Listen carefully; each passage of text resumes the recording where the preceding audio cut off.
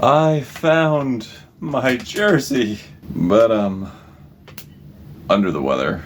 Hello one, hello all, it's the gothiest ghost of them all, Caspa in the flesh, and it's time for a review of Nia Archive's Silence is Loud. This is the debut album of UK singer, songwriter, producer Nia Archives, who blew me away last year with her captivating EP, Sunrise Bang Your Head Against the Wall, which was a fantastic blend of liquid drum and bass, gospel, neo-soul, jungle, with passionate, silky neo-soul-like vocals, along with incorporations of bossa nova, and with artists like her and Pink Pantheress bringing this type of music again to the forefront, like on our last LP.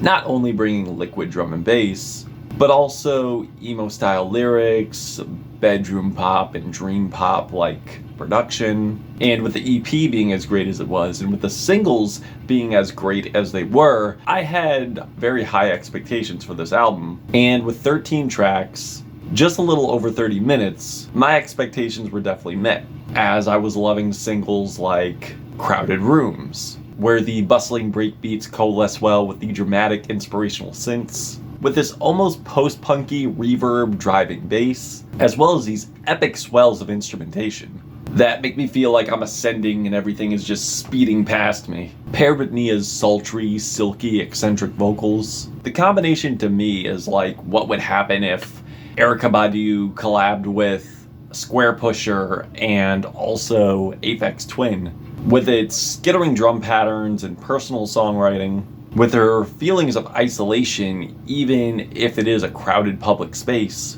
and how she struggles to persevere this social butterfly image to please those around her for her public persona. There's also the title track, which is an immensely hard-hitting opener, with this colossal bass, avidly pounding breakbeats, with these wailing chiptune keys. The combination kind of reminds me of Crystal Castle's debut. It just feels so hazy, like a hypnotic nightclub dream sequence, with some dreamy acoustic arpeggios as Nia's vocals just echo in this lo-fi manner, with these almost dub-like effects, and the feeling afterwards is just so cathartic, and also blood-pumping, as Nia brings this very touching tribute to her younger brother, and needing him in her life, and without him she just feels so lost, and how he completes her. It's very cute, but at the same time a rager. There was also Cards on the Table, that has these twangy acoustic strings, with these fragmented rhythms,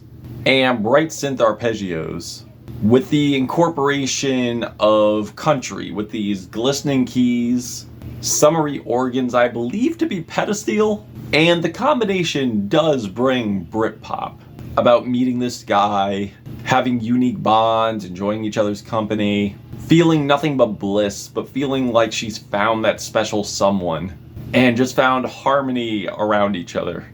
There's also Unfinished Business, which is another banger, with these cute moody chords, warm droning bass, that ascends fantastically with these chiming keys, as these beautiful swirling bright bit melodies blares out and create this dizzying feeling with these enchanted background vocals as Nia sings about knowing her worth and having suspicion of infidelity in her partnership. And I've done my homework, and even though it's not about the same guy, that theme does happen to occur on a few more tracks here, like on Tell Me What It's Like. Now, even though this isn't really about a relationship per se, it's more about life, like on the song Nightmare. Contrary to its title, it's actually a hilarious track about kicking this lying, cheating douchebag out of her life, with mostly clever lines throughout. And there's also Tell Me What It's Like, where Nia's at a breaking point, where she wants to find an escape but has nowhere else to go, and has trials and tribulations and obstacles to overcome, which I feel complements the dark, ominous instrumentation. Hurried production, it's like I'm running with her in this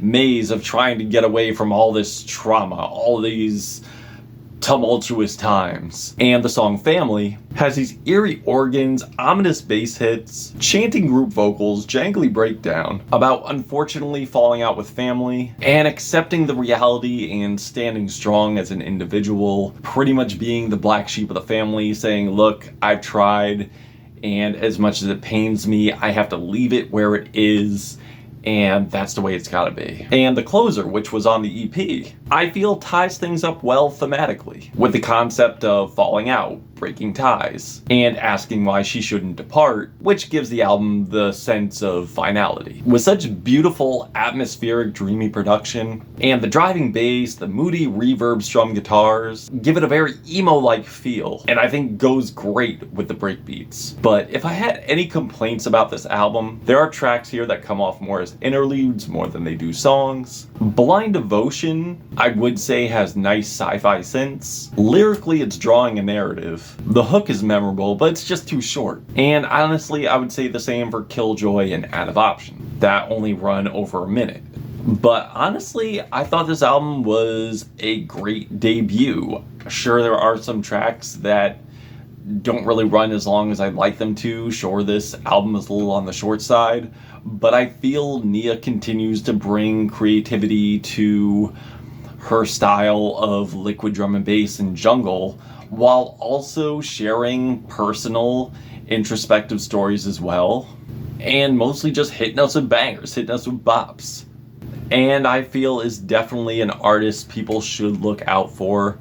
If you're into liquid drum and bass, if you're into neo soul, I feel she is definitely bringing it on here. And honestly, again, a debut people should check out. And if you haven't checked out her EP, check that out too. And check out Pink Pantheress as well. And that's it. Caspa, Gothic Ghost, Nia Archives, Silence is Loud. Till we meet again.